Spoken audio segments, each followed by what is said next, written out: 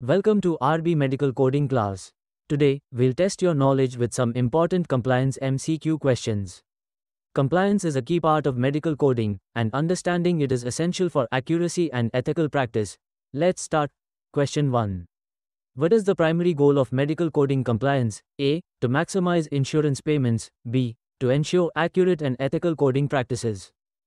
C. To reduce physician workload. D. To avoid using modifiers. Answer. B. To ensure accurate and ethical coding practices. Question 2. What does PHI stand for under HIPAA regulations? A. Public Health Initiative. B. Protected Health Information. C. Patient Hospital Insurance. D. Private Health Insurance. Answer. B. Protected Health Information. Question 3. Which of the following is an example of downcoding? A. Assigning a lower-level procedure code than what was actually performed. B. Submitting duplicate claims. C. Using a modifier to indicate multiple procedures. D. Reporting an unlisted procedure without documentation. Answer. A. Assigning a lower-level procedure code than what was actually performed. Question 4.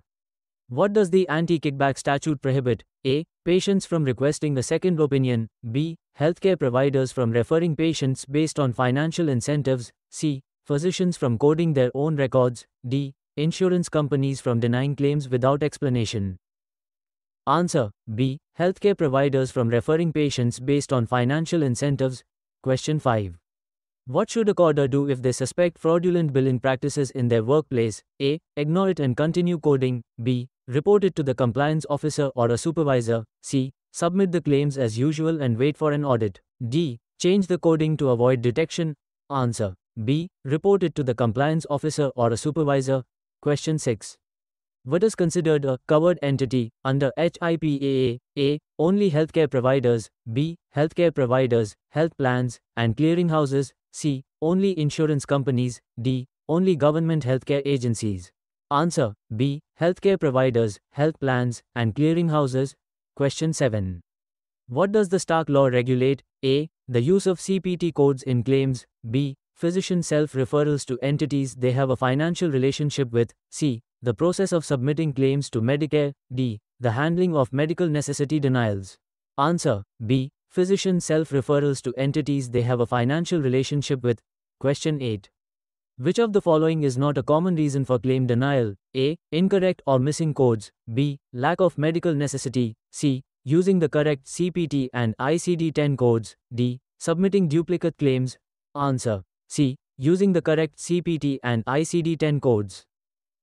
Question 9. What is an example of balance billing, which is prohibited under certain insurance contracts? A. Charging the patient for the difference between insurance payment and provider charges when it is not allowed. B. Billing only insurance without charging the patient anything. C. Submitting two claims for the same service. D. Using incorrect diagnosis codes.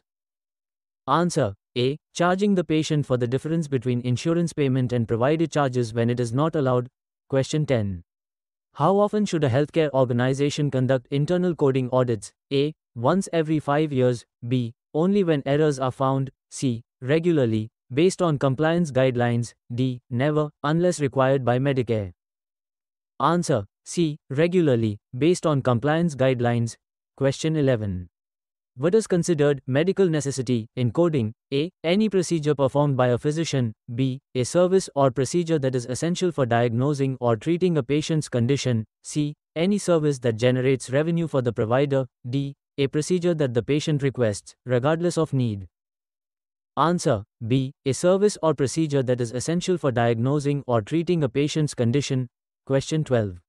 What happens if a coder knowingly submits claims with false information? A. The insurance company may pay the claim without issue. B. The coder may face fines, penalties, or legal consequences under the False Claims Act. C. The patient will receive a refund.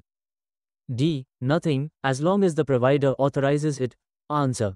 B. The coder may face fines, penalties, or legal consequences under the False Claims Act. Question 13.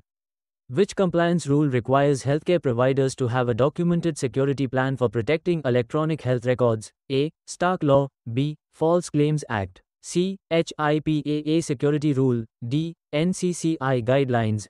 Answer. C. HIPAA Security Rule. Question 14.